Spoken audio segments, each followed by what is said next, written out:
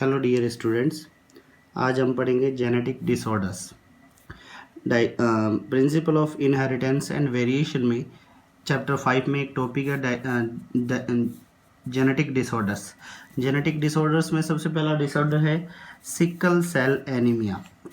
Sickle cell anaemia को describe किया गया था, डिस्क्राइब बाय हैरिक इन 1910। 1910 में हैरिक ने इसको डिस्क्राइब किया था। RBC have become sickle. इस डिजीज़ के अंदर या इस जेनेटिक डिसऑर्डर में क्या होता है, आरबीसी सिकल शेप्ड हो जाती है और is a type of anaemia. ये एक टाइप की एनीमिया होती है, ठीक है। यानी लैकिंग ऑफ ब्लड बोल सकते हैं, एचबी लैकिंग बोल सकते हैं। ऑटोसोमल रिसेसिव डिसऑर्डर होता है, ऑटोसोमल रिसेसिव डिसऑर्डर होता है। ये हम लोग आगे डिस्कस करेंगे ऑटोसोमल इनहेरिटेंस के बारे में जब पेडिग्री एनालिसिस करेंगे। Means in any mails and females is equal. Autosomal का मीन होता है मेल और फीमेल में इक्वली डिवाइड होगी। ऑटोसोम्स अफेक्टेड, क्यों? क्योंकि ऑटोसोम अफेक्टेड होते हैं और ऑटोसोम्स दोनों ही बॉडी इसके अंदर बराबर फॉर्मेशन में, चाहे मेल हो या फीमेल हो। होता क्या है इसमें, in beta chain of haemoglobin. Haemoglobin के अंदर बीटा चेन्स होती हैं, ठीक है, बीटा चेन्स होती है, उसमें हीमोग्लोबिन की स्ट्रक्चर चेंजमेंट हो जाती है। In beta chain of haemoglobin position 6 number की जो पोजीशन होती है, यानी 1 2 3 4 5 6 7 7 अमीनो एसिड होते हैं, उनमें 6 नंबर पे जो अमीनो एसिड होता है बीटा चेन के अंदर उसको ग्लूटामिक एसिड बोलते हैं। Is replaced by valine. इस 6 नंबर पे जो ग्लूटामिक एसिड होता है इसकी जगह पे क्या आ जाता है, वेलिनिन आ जाता है, जिसकी वजह से सिकल सेल एनीमिया डिजीज होती है। On the DNA chain the original sequence is CTC। DNA chain जो होती है किसकी, बीटा चेन ऑफ हीमोग्लोबिन की, उसका डीएनए चेन इस टाइप की स्ट्रक्चर में होता है, यानी 6th पोजीशन पे ये बनना चाहिए CTC। तो ये CTC क्या बनाता है, ग्लूटामिक एसिड बनाता है। ट्रांसक्रिप्शन होता है mRNA से, मैसेंजर आरएनए से क्या बनेगा, नया सिंथेसिस होता है, दैट कोड GAG, ठीक है। ये क्या कोड करता है, GAG करता है। ये एक अमीनो एसिड है जो किसका फॉर्मेशन करेगा, ग्लूटामिक एसिड का फॉर्मेशन करेगा। फिर बात करते हो CTC is replaced bye CAC। अब ये डिजीज, ये तो नॉर्मल कंडीशन है, this is the normal condition. DNA haemoglobin की चेन के अंदर CTC होता है और ये ट्रांसक्रिप्शन करता है, मैसेंजर आरएनए बनाता है, मैसेंजर आरएनए GAG बनाता है, एक अमीनो एसिड बनाता है जिसको ग्लूटामिक एसिड बोलते हैं। फिर बोल सकते हैं हम लोग, अगर इसका रिप्लेसमेंट हो जाए वेलिनिन में तो सिकल सेल एनीमिया हो जाती है। CTC is replaced bye CAC, ठीक है। CTC किससे रिप्लेस कर जाए, CAC से, और ट्रांसलेशन होगा, और इस CAC का ट्रांसलेशन होगा तो मैसेंजर आरएनए बनेगा, और मैसेंजर आरएनए क्या बनाता है, वेलिनिन का फॉर्मेशन करता है, वेलिन का फॉर्मेशन करता है।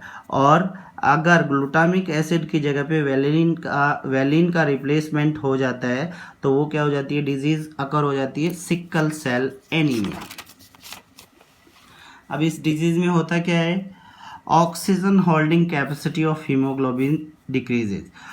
हीमोग्लोबिन जितनी ऑक्सीजन ले जा सकता है उससे कम ले जा पाएगा, यानी ऑक्सीजन कैरी करने की कैपेसिटी हीमोग्लोबिन की लैक हो जाती है।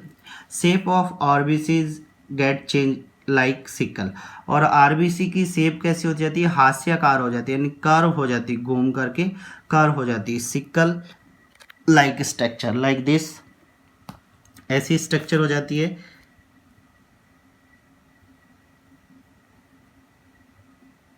ये आरबीसी की इस टाइप की स्ट्रक्चर सिकल लाइक स्ट्रक्चर हो जाती है।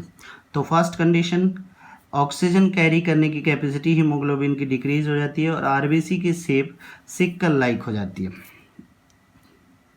अब बात करते हैं हम लोग, देखो कुछ ये कंडीशनल फॉर्मेशन दिखाया गया है, HbA, ठीक है, और HbA, ये नॉर्मल हीमोग्लोबिन की चेन होती है, इसको ऐसे रिप्रेजेंट करते हैं। और ये HbA, इसको हम लोग अफेक्टेड इंडिविजुअल, यानी ये सिकल सेल एनीमिक पर्सन होता है। इनकी जब प्रोजेनी बनेंगी तो इसका फॉर्मेशन होता है, ये मैन फॉर्मेशन है, ये मेल, ये फीमेल, और ये फीमेल, इनका हम लोग जब पेडिग्री एनालिसिस करेंगे तो इन सिंबल के बारे में डिस्कस करेंगे। पहले अगर बात करें HbA तो ये नॉर्मल बन गया, HbA ये भी नॉर्मल बनेगा, HbA ये भी नॉर्मल बन रहा है, तीनों नॉर्मल दिखा रहा है, ठीक है। ये मेल है, ये फीमेल है। दूसरी कंडीशन HbA यानी 50% अफेक्टेड है कौन सी, HB की चेन, ये अफेक्टेड इंडिविजुअल, HbA ये भी अफेक्टेड, HbA ये भी affected. Case first this condition, case first में ये कंडीशन है, ठीक है। तो ये आप लोग कुछ specific reason, HbS not survival, अगर दोनों ही चेन अफेक्टेड हो जाएगा तो ये बच्चा गर्भकाल में या एब्डोमिनल एम्ब्रियोनल डेवलपमेंट में ही डिस्ट्रॉय हो जाता है, नॉट सर्वाइव कर पाता है।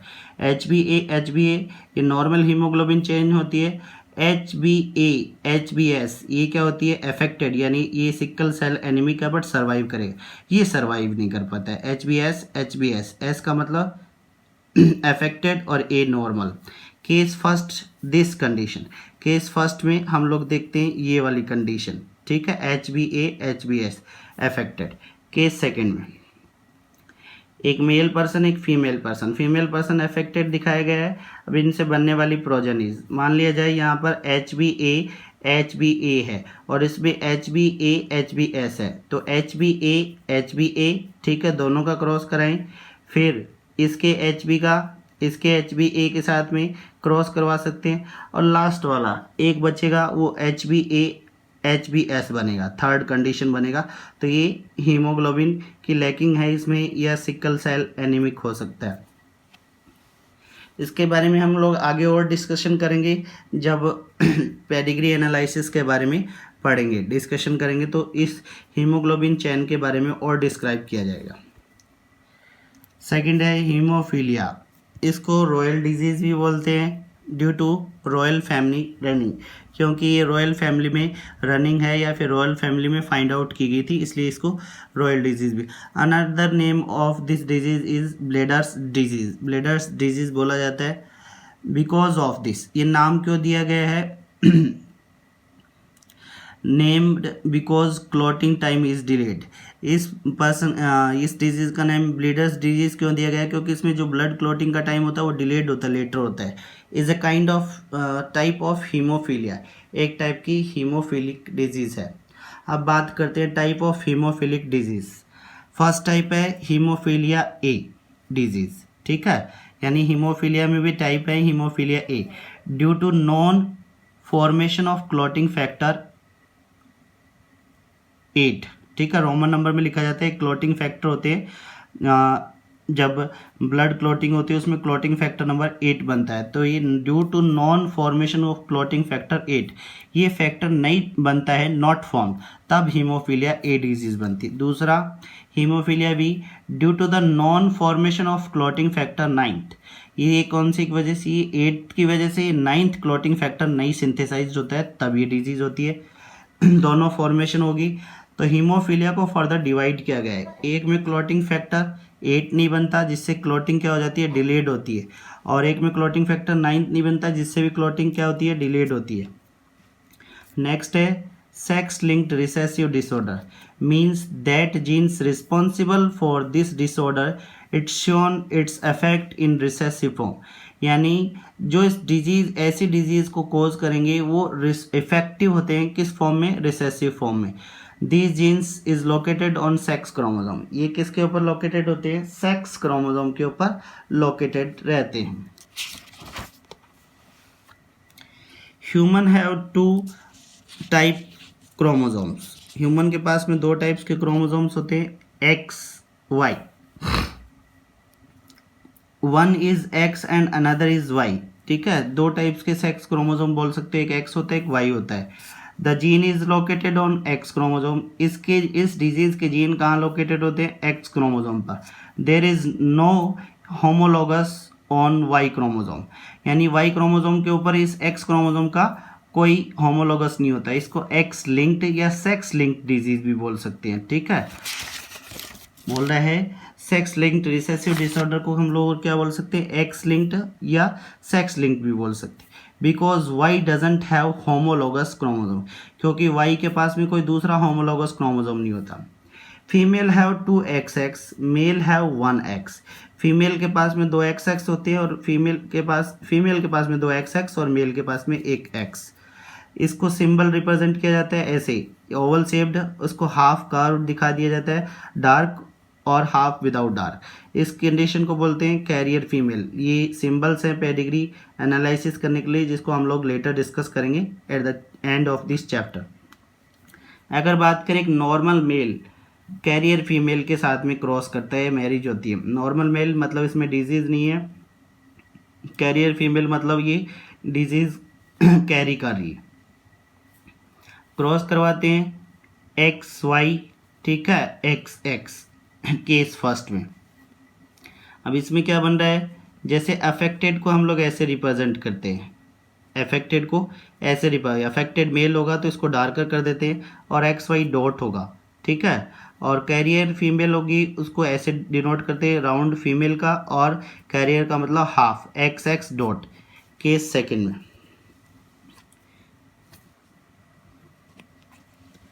बात कर रहे हो next formation. Second case, male affected carrier mother यानी X.Y और XX। अब इसका कैरियर गर्ल्स XX अफेक्टेड इस टाइप की और नॉट कैरियर, तीन कंडीशन बनती है। X.Y X dot XX dot XY XX dot dot X.Y।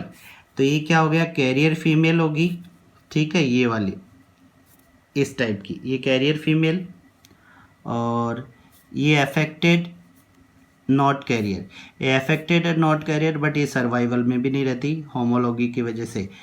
ये नॉर्मल मेल और ये अफेक्टेड मेल।